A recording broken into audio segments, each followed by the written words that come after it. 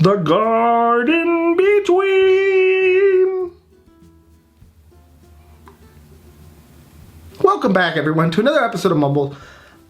If you haven't noticed already, I'm a little kooky, so don't mind me. But today I'm here to bring you guys another game review. And today's game review is on a game called The Garden Between. I don't know, it just kind of rings when I do it like that, and I can't help myself but to sing. I'm sorry. But today we're doing a game review on The Garden Between. Now before we get into that game review, I gotta ask you guys all a huge favor. Some of you already know what I'm gonna ask, right? Can you guys click the notification bell? Can you click the subscribe button? And can you give this video a like? All of it helps the YouTube search results go up, and I just appreciate it. So, yeah, we got that out of the way. Let's talk about the game now and what you guys came here for. You didn't come here to hear me sing or anything like that. You came to hear about The Garden Between.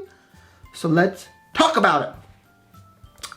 Now, The Garden Between is a game that is available on multiple systems, including PC, Mac, Linux, PlayStation 4, and Nintendo Switch. And today's game is reviewed on the PlayStation 4. Now, this game is available for a pricing point of $19.99 on all major systems. And it is created by a company called The Voxel Agents. I'm sorry, The Voxel Agents. I hope I said that right. If I didn't, I apologize. Now, they made a game, or they made some games, mainly revolving around The Train Conductor, which is kind of a puzzle type Doolio game. So do keep that in mind.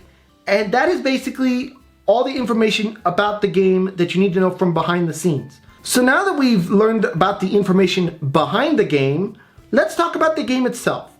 Now the first thing I want to talk to you guys about is what this game is about. And what better way to find that out than from reading the information that the game has provided us. The Garden Between is a single-player adventure puzzle game about time, memory, and friendship. Best friends Arya and Friedrich, I don't know how to say these people's names, fall into a series of vibrant, dreamlike island gardens peppered with everyday objects from their childhood.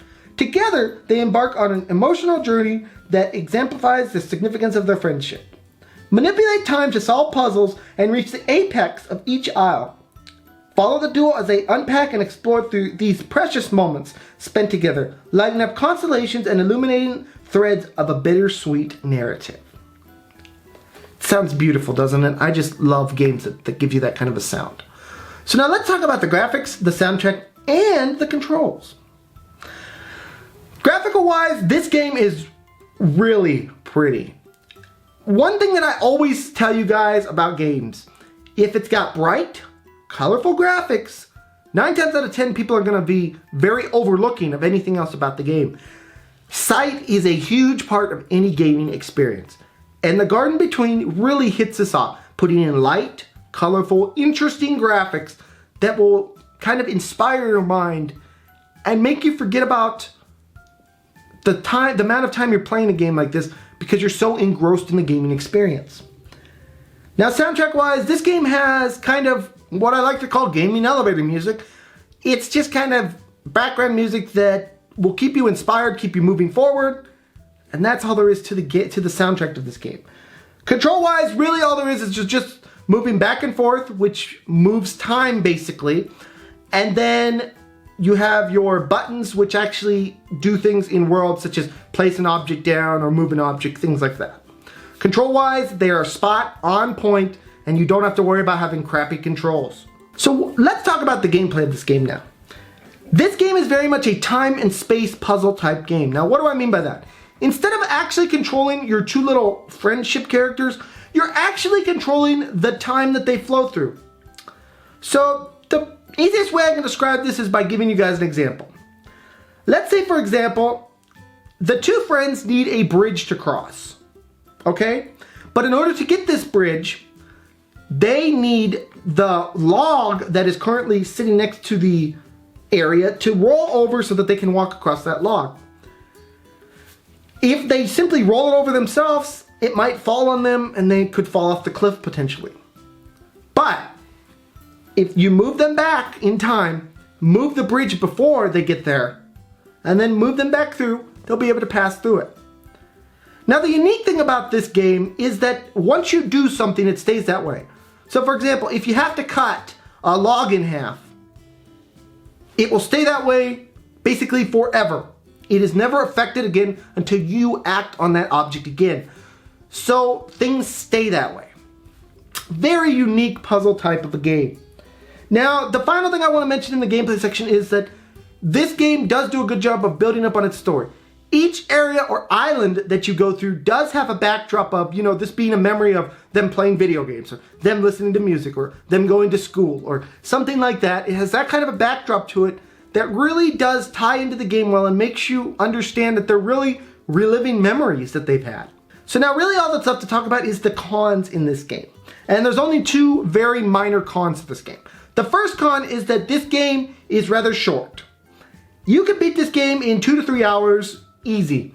And that makes it a little disappointing because you would like kind of a longer experience in this game because it's so unique.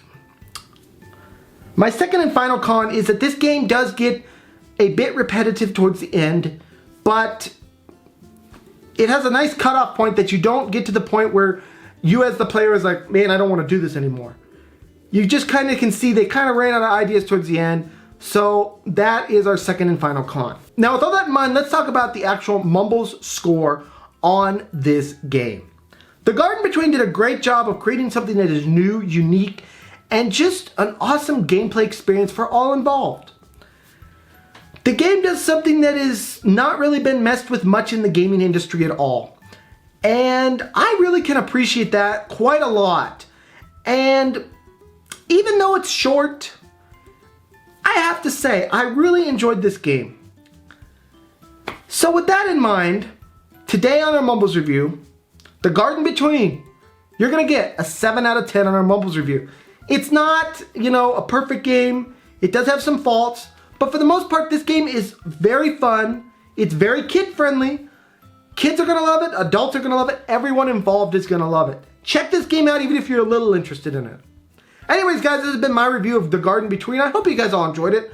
Please smack that subscribe button, smack that like button, smack all those buttons. And I'll see you guys all in the next video. Bye-bye, everyone. Take care.